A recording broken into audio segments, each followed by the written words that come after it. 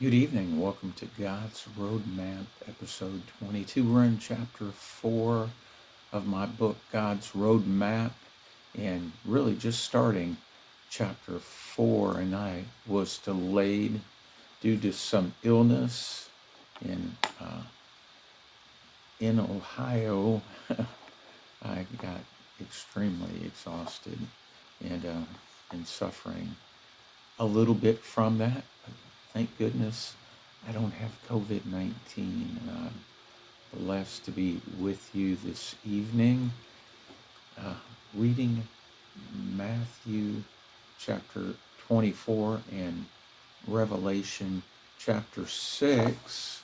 Those are the texts that go along with uh, the book's topic, and I just wanted you to be able to go through and read those yourself.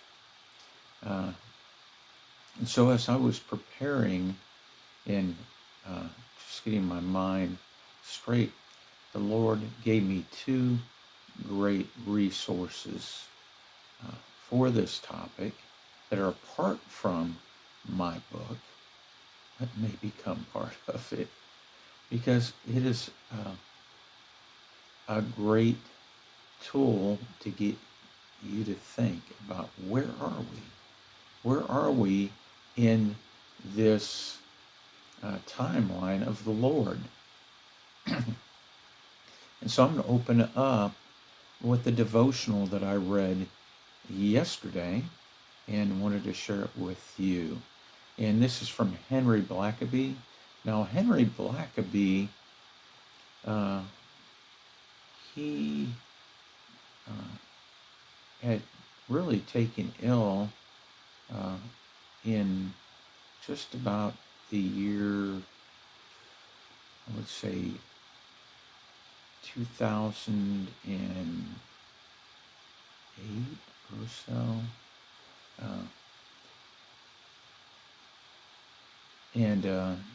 So I'd met him. I'd done his Experiencing God Bible study, but I'm not sure what his health is right now. But he hasn't done anything like this devotional in more than 10 years. But he asked these questions even 10 years ago. And so his devotional is this: but all these things are merely the beginning of birth pangs. This is from Matthew 24:8. And he says, when will Christ return? This question has been pondered much through the generations. The imminence of his coming provides the backdrop for everything the Christian does. Christ has not revealed exactly when he will come, but he has told us the signs to watch for. The time of his coming is unclear. The fact of his coming is certain. Jesus said that certain events would signal the nearness of his coming. There will be wars and rumors of wars. There will be famines and earthquakes. Christians will suffer persecution for the sake of Christ. False prophets will come and teach heresy, leading many astray. Lawlessness will abound. As people do what is right in their own eyes, the authorities will be unable to control crime. Because of lawlessness, people will become cynical and fearful, and their love for others will grow cold. Just imagine, he was talking about lawlessness abounding. This was before the notion that you would even defund the police. Defund the police so that lawlessness can abound even more and more. How popular is that among the criminal syndicates? Have we gone completely mad? Okay? Jesus said the sign of the end of times would be like birth pangs. The pain of childbirth increases in frequency and increases intensity and is merely the beginning. So this increase in intensity and frequency of all these things is just the beginning. He said that the frequency of wars and earthquakes and crime will increase until finally Christ returns, bringing everything to a finish. The intensity of wars and famines and other human crises will also escalate. Our day has seen everything Jesus spoke of reach unprecedented proportions. If there was ever a time Christians should be alert to Jesus coming, it is today. We need to know that Jesus is coming, and that day isn't far off. It is near. We need to prepare ourselves for the things that we may have to endure until that day comes, so that we can stand strong until that day when we're caught up with Him, and not be deceived by false teaching and heresy that has crept in. You're going to see in Pastor Louis Giglio, that I'm going to play a video of, is going to bring out he brought out the fact that the word deception comes up, and I think he said 9 times in Matthew 24. And so I'm going to close today, but right before I close, Pastor Louis is going to read Matthew 24 for us. Louis Giglio, Passion City Church in Atlanta. And the sermon was this last Sunday, which was and I'm going to tell you, you can find it on the internet on Sunday the 28th, Passion City Church Atlanta. And it's an awesome sermon. I would suggest that you go through and listen to that. But let me read just the first paragraphs of my chapter 24. As Matthew 24 opens, Jesus and his disciples depart from the temple. Jesus had just told the scribes and the Pharisees that they were guilty of the blood of the prophets, and that it was as if the disciples just wanted to change the subject on him. They said, "Look at this temple buildings, Jesus. Look at these temple buildings, Jesus. The beauty and the quality of the structure would surely cause him to be in awe." Yet they did not really understand that he was the very designer. He knew every brick. He knew every drop of sweat that fell to the ground in the cutting of the stones. He himself gave men spiritual gifts of craftsmanship and empowered them to build it. He saw each stone fitted into place, and now he was about to tell them their outcome. He told them, "You will see all these things." He told them, "You will see all these things. Not one stone shall remain upon another. They will be thrown down." As Jesus walked on and came to the Mount of Olives, he set down his disciples, and they had a few questions for him. First, they asked, "When will these things be?" And second, what will be the sign of your coming in the end of the age? They want to know when these things will be. When will this temple be destroyed, all these rocks thrown down, and not one stone will be left upon another, and will be the sign of your coming in the end of the age. Now, most New Testament translations are close to the Greek transcript,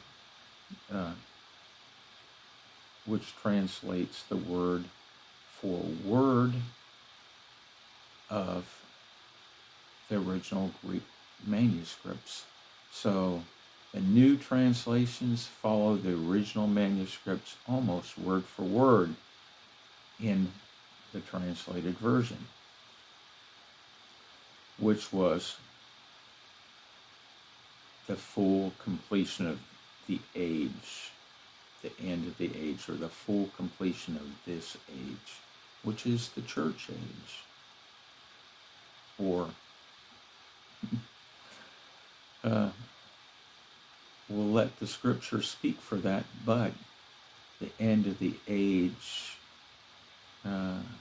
could be translated, or could really be inferring a couple of different things by the disciples. The King James translated it the end of the world instead of the end of the age. But really, it's not the end of the world, but it is the end of the church age and the beginning of the kingdom age. A new age when Jesus comes to set up his kingdom. And guess what? Everybody in that kingdom will be in the church, or will be headed to eternal judgment if they're not, when they pass away in the kingdom. And so we're going to look at this more tomorrow, but I'm going to let Pastor Louis tell the disciples Jesus' response to these questions. Think about that. And tomorrow, we're going to talk about how the book of Revelation lays right on top of these verses that are in Matthew 24. The header says, signs of the end of the age. Jesus left the temple and was walking away when his disciples came up to him to call his attention to its buildings. "Do you see all these things?" he asked. "I tell you the truth, not one stone here will be left on another. Every one will be thrown down." As Jesus was sitting on the Mount of Olives, the disciples came to him privately. "Tell us," they said, "when will this happen? And what will be the sign of your coming and of the end of the age?" Jesus answered, "Watch out that no one deceives you. For many will come in my name, claiming I am the Christ, and will deceive many. You will hear of wars and rumors of wars, but see to it that you are not alarmed. Such things must happen, but the end is still to come. Nation will rise against nation, and kingdom against kingdom. There will be famines and earthquakes in various places. All these are the beginning of birth pains. Then you will be handed over to be persecuted and put to death, and you will be hated by all nations because of me. At that time, many will turn away from the faith and will betray and hate each other. And many false prophets will appear and deceive many people. Because of the increase of wickedness, the love of most will grow cold. But he who stands firm to the end will be saved. And this gospel of the kingdom will be preached in the whole world as a testimony to all nations, and then the end will come. So when you are standing in the holy place, the abomination that causes desolation, spoken of through the prophet Daniel, let the reader understand. Then let those who are in Judea flee to the mountains. Let no one on the roof of his house go down to take anything out of the house. Let no one in the field go back to get his cloak. How dreadful it will be in those days for pregnant women and nursing mothers. Pray that your flight will not take place in winter or on the Sabbath, for then there will be great distress, unequaled from the beginning of the world unto now, and never to be equaled again. If those days had not been cut short, no one would survive. But for the sake of the elect, those days will be shortened. At that time, if anyone says to you, "Look, here is the Christ," or "There he is," do not believe it. For false Christs and false prophets will appear and perform great signs and miracles to deceive even the elect, if that were possible. See, I have told you ahead of time. So if anyone tells you, "There he is out in the desert," do not go out. Or, "Here he is in the inner room," do not believe it. For as lightning that comes from the east is visible even in the west, so will be the coming of the Son of Man. Wherever there is a carcass, the vultures will gather. Immediately after the distress of those days, the sun will be darkened, and the moon will not give its light.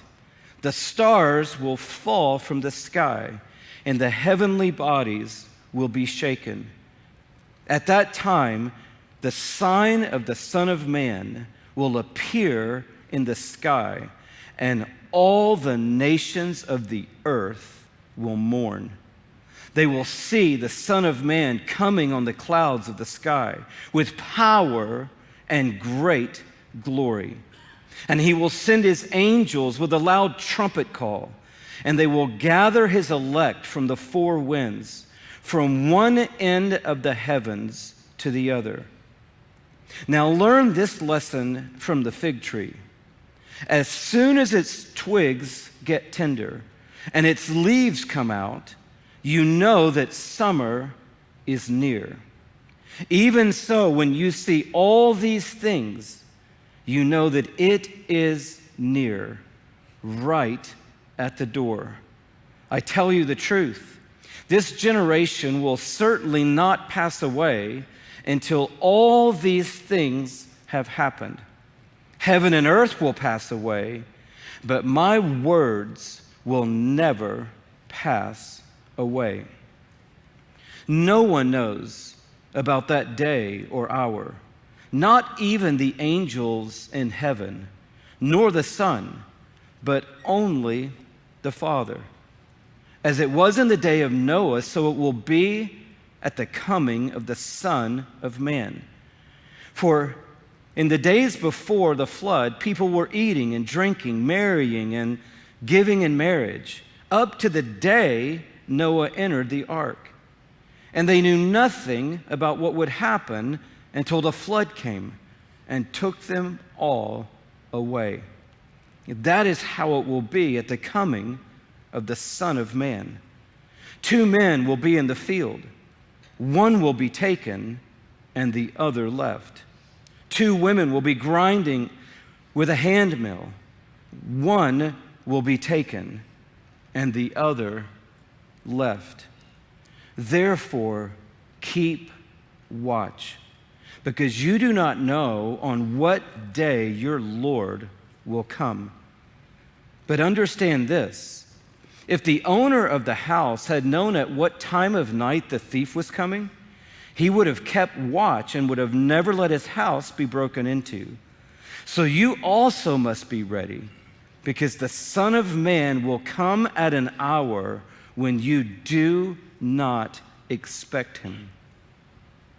Who then is the faithful and wise servant, whom the master has put in charge of the servants in his household to give them their food at the proper time. It will be good for that servant whose master finds him doing so when he returns. I tell you the truth, he will put him in charge of all his possessions. But suppose that servant is wicked and says to himself, my master is staying away a long time. And he then begins to beat his fellow servants and to eat and drink with drunkards. The master of that servant will come on a day when he does not expect him, and at an hour he is not aware of. He will cut him to pieces and assign him a place with the hypocrites, where there will be weeping and gnashing of teeth. Thank God for the power of his word. Once again, that was Pastor Louis Giglio, Passion City Church, Atlanta. And I'd invite you to become a subscriber of Pastor Louis. He's an awesome pastor. The father pastor of my pastor, Ben Stewart, at Passion City Church, Washington, D.C., who's also an amazing pastor. And the Lord really uses him to minister to me also. Much younger than Louis. Louis and I are really just 1 month difference in age. He's an old man compared to me. I'm quite young compared to him. 1 month younger, Louis. So, anyway, you all have a blessed day. May the Lord bless you. May the Lord keep you, and may the Lord cause his face to shine upon you and give you peace. Please take the time to read Revelation chapter 6, the seal judgments, and notice the similarities in Matthew 24. I'll see you tomorrow. So be blessed in Jesus' name. Bye.